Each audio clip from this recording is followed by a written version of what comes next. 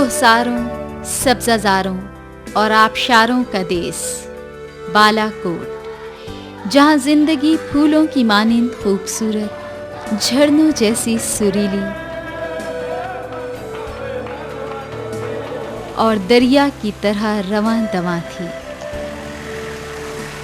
जिसके बाजार मुनफरिद, मनासिर दिलकश और पर्वत शादो आबाद थे कि 8 अक्टूबर 2005 की सुबह इस खूबसूरत और दमकती ज़िंदगी के सारे रंग बिखर गए।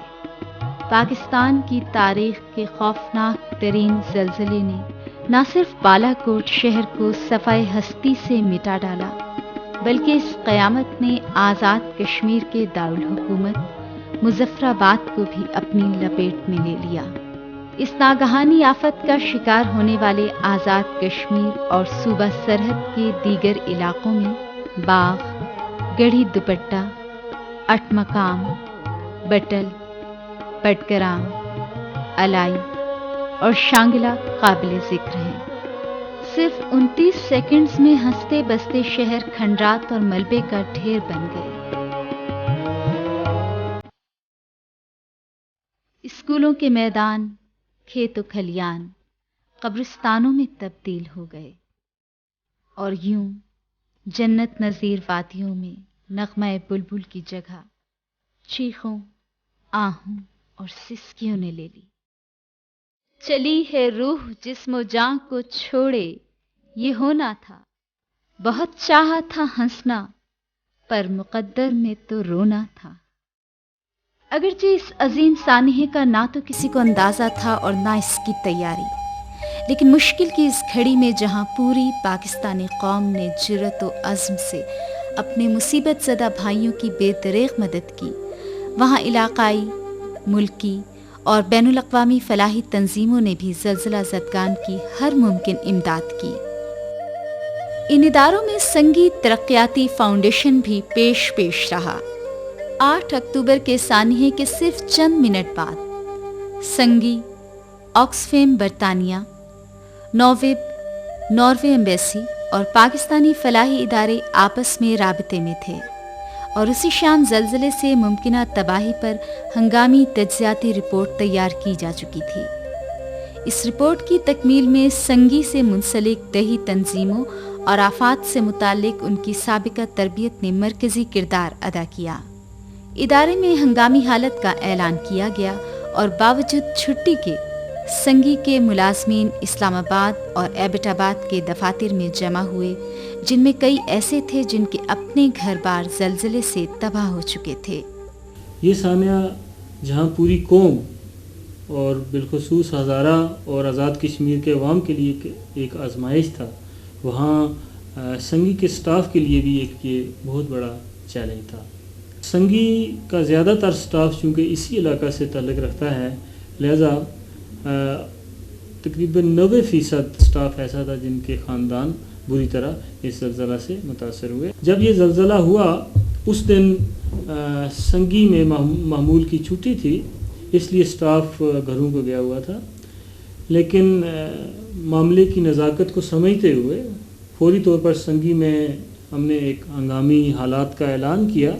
हमने ज़लज़ले के तकरीबन 3 से 5 मिनट के दरमियान ही अपने मुख्तलिफ़ पार्टनर्स, खुसूसी तौर पे जो हमारे कुदरती आफात से निमटने के अमल में हमारे पार्टनर्स हैं और उसमें हमारे मुख्तलिफ़ डोनर्स शामिल हैं, मसलन Oxfam Norway, Oxfam great Britain,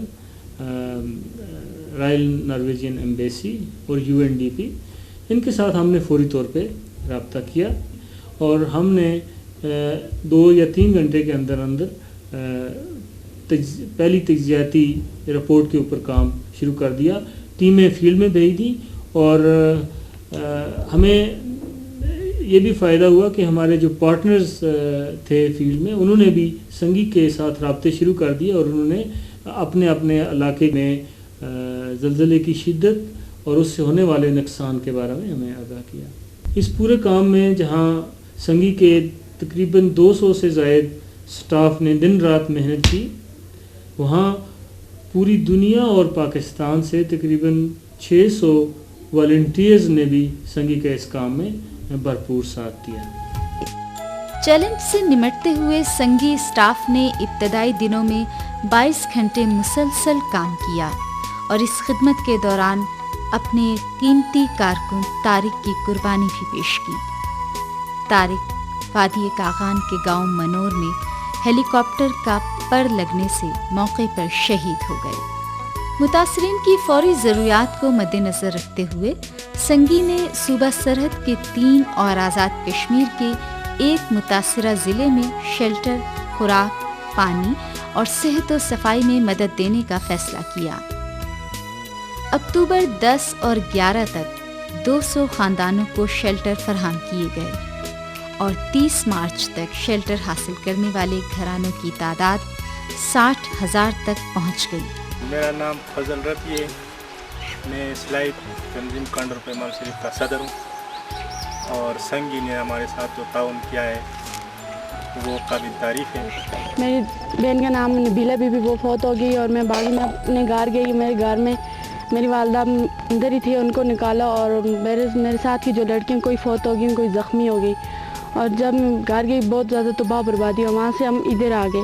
ادھر ہم نے کچھ دن تمو میں رہے، وہ تمو سنگی والوں نے دیا ہے۔ مزید برآں سنگی آفس اسلام آباد میں مختلف فلاحی تنظیموں پر مشتمل جوائنٹ ایکشن کمیٹی جیک ترتیب دی گئی۔ جیک میں متاثرین کے لیے مالی امداد اکٹھا کرنے کے علاوہ پاکستان اور بیرونی ممالک سے رضاکاروں کو متحرک و منظم کیا، جن میں ڈاکٹرز، نرسیں اور سماجی خدمت سے منسلک افراد شامل تھے۔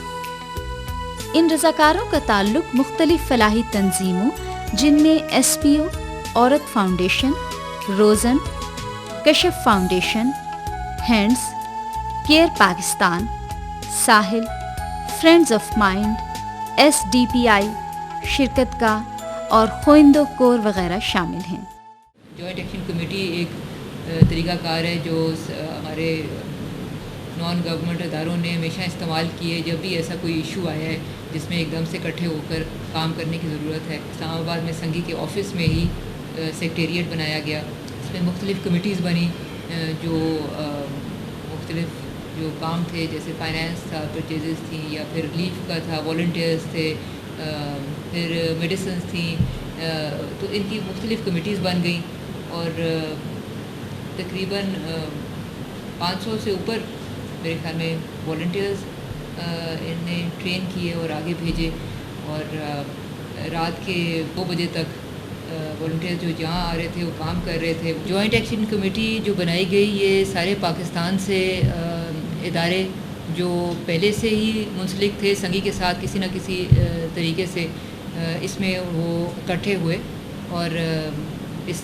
ذریعے سے انہوں نے مختلف قسم کی جو سہولتیں تھیں یا خدمات تھیں افیکٹڈ ایریاز کے لیے یہاں سے دینے کا ارادہ کر لیا۔ یہ میرے خیال میں ایک ثبوت ہے کہ سنگی، کیونکہ سنگی کا جو ان کے ساتھ رشتہ تھا پرانا، وہ اس دوران بہت مضبوطی سے نظر آیا۔ اس کا نام بھی جوائنٹ ایکشن کمیٹی ہم نے اس لیے رکھا کیونکہ سب کی برابر کی اس میں شرکت تھی۔